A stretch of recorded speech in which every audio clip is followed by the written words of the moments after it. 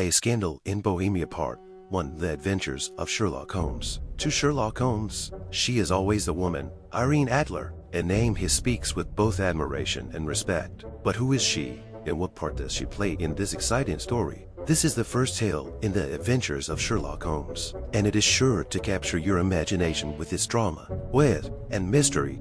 It was in the year 1888 when Dr. John Watson, newly married and away from Baker Street, was drawn back into Sherlock Holmes' extraordinary world. Visiting his old friend, Watson described Holmes' unusual habits and sharp mind, traits that made every encounter unforgettable. Holmes was sitting in his favorite chair, surrounded by a cloud of tobacco smoke. His sharp eyes noticed Watson the moment he walked in. Without a greeting, Holmes started one of his famous observations. Spotting a faint tar smell on Watson's coat, he quickly deduced that Watson had been treating a sailor that morning. Watson, though used to these displays, still found himself amazed.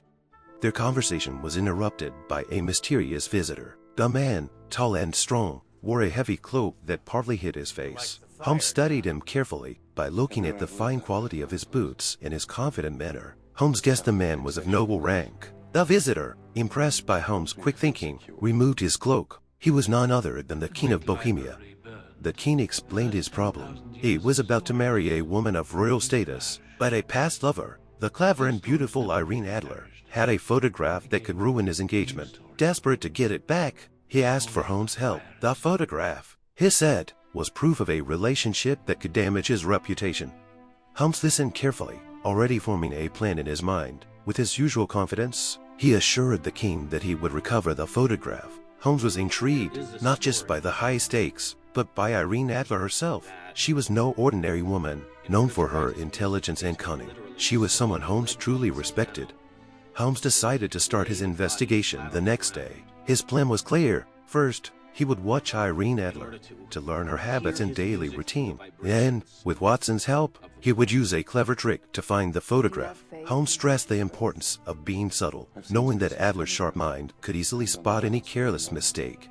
And so, the game was on. The stage was set for a match of wits between Sherlock Holmes and Irene Adler. Would Holmes succeed in getting the photograph, or would Adler prove to be a match, or even better, than the great detective?